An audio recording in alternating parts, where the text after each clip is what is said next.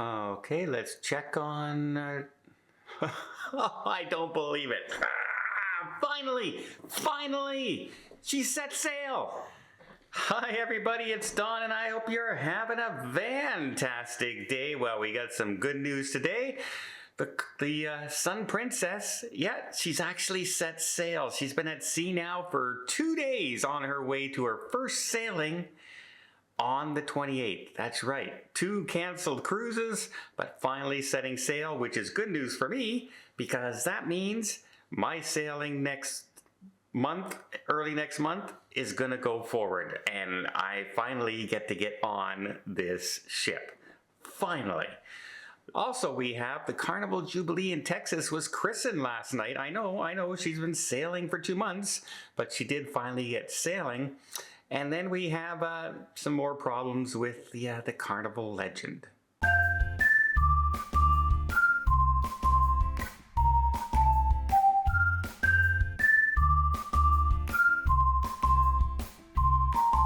So we have great news yesterday as the Carnival Jubilee, the newest ship in the Carnival fleet, was christened last night with Gwen Stefani, a Grammy Award winning singer, as well as Christine Duffy was there. They had 2 of the main chefs who designed dining on the board with Emeril Lagasse and Chef Rudy. Well, it was a big party. Even Gwen Stefani even sung 5 of her songs from her band time with No Doubt, including Hollaback Girl and I'm Just a Girl, and apparently it's a really good time. Now, yes, they did have their celebration yesterday, but the ship set sail 2 months ago, but this is the way things normally work, right? They have these big parties and they have to plan it all ahead of time, and yeah, but it's a good thing. Gwen Stefani put on a great show. Everyone seemed to have just a really good time, so much so that even the mayor in Texas there said, yeah, you know what?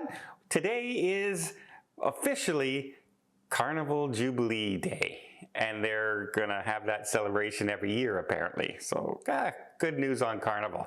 Not so good news on Carnival. The Carnival Legend, I reported yesterday, ended up having some technical issues. They had to stop and make repairs during their cruise, and at one point she was stopped dead in the water, and then when she finally got going, they were going at about 4 knots. Now, normal cruising speed when you're going slow is around 9 to 11 knots kind of thing. So 4 is extremely slow.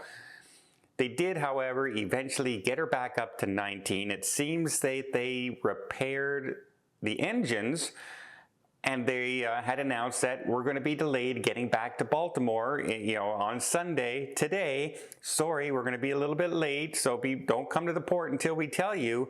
Well, unfortunately, they had another incident on board where they had to make an emergency stop in Orlando to disembark a passenger who needed urgent medical care. That delay is now causing them to say, yeah, we're not going to make it back on Sunday. Instead, we will disembark on Monday. Now, if you're on board the ship, it's one thing to arrive a little late. If you've booked flights later in the afternoon, it's not that big a deal. If you had early flights, it's a big deal. I have an upcoming trip that I'm doing, and I had a choice of 2 flights. One was at 10:40 in the morning and one is at 7:20 at night. And I took the 10:40. That's a big risk. That's a big risk to get out of the airport, out of the cruise port, out of the airport, and down there in a lot of time. So I don't recommend doing it, but I didn't feel like standing around for an extra 9 hours, not doing anything, just standing at the airport. And I know a lot of people do that as well. Now, this is one of those incidences that can come up. They had a medical emergency on board, they had engine issues on board, and now they're not getting back till tomorrow. The next sailing has now been changed from a 7-night sailing to a 6-night sailing. No real definitive answers yet on compensation or anything like that, but if you're in town and you thought you were getting on the ship today, you better keep that hotel room because now you're not getting on until tomorrow, which makes a big difference. And I know people on that ship right now are panicking and scrambling to change their flights, especially if you didn't book through the cruise lines. That's one of the benefits of booking through the cruise line is you get them. They're the ones who will rearrange your flights. If they cancel, they'll get back to port on time. Otherwise, it's on us. And yeah, it can be costly and a real big inconvenience, especially if you had to go to work on Monday. Imagine, yeah, it's not a good situation. But again, medical emergency is one thing, engine breaking down is another thing. It's just one of those things that can keep coming up. Also, we have Princess Cruises is changing their cancellation policy, making it a little more expensive, shall we say, if you try and cancel your cruise. Now, most people's cruises are, say, from 1 to 24 days. You don't usually... Most people aren't on 5, 6, 7 week cruises. So let's talk about the ones that are from 1 day to 24, which, 7-day cruises, 8-day cruises, 10-day cruises, which most of us will be on. Well, right now, the way it would work is, yes, you put your deposit in, and normally, unless you're in a suite or special conditions, it's a refundable deposit. So you've got your refundable deposit in there. You have up to 90 days before your cruise, and you can get your refund back, your deposit back. Full refund, no questions asked. After that, it would begin a slow transition of a certain percentage.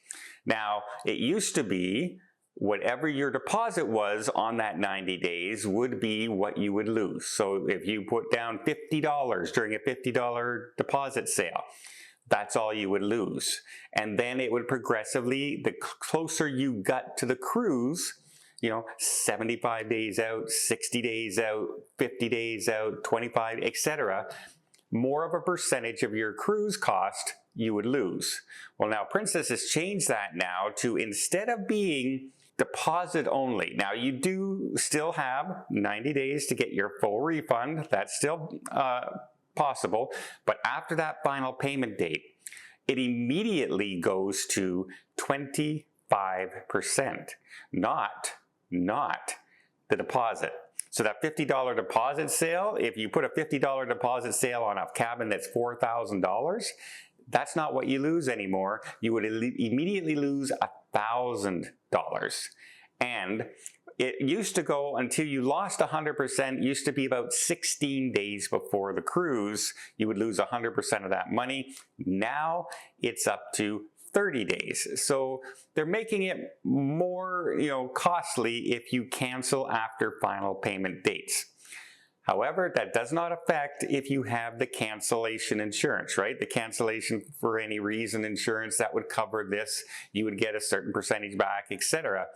But the big thing for me was that no longer it's just a deposit on the 90 days. It's now gone up to, you guessed it, 25%. And in some cases, that can be much more than that deposit you ever put down on. So keep an eye on that. That's a new policy coming out in March for Princess Cruises. If you've booked a cruise currently already with Princess, then it still remains the old policy. They're not changing that overnight. Your original booking rules will apply. So if you've already got a Princess Cruise booked for later on this year, then you still have that deposit only at 90 days, etc. But after March 1st, be prepared to pay more if you miss that final payment date and cancel. More of your money is going to be lost. Well, I hope you appreciate this video. If you did, please give it a thumbs up. Want to see more tips, more tricks, more travel blogs from around the world?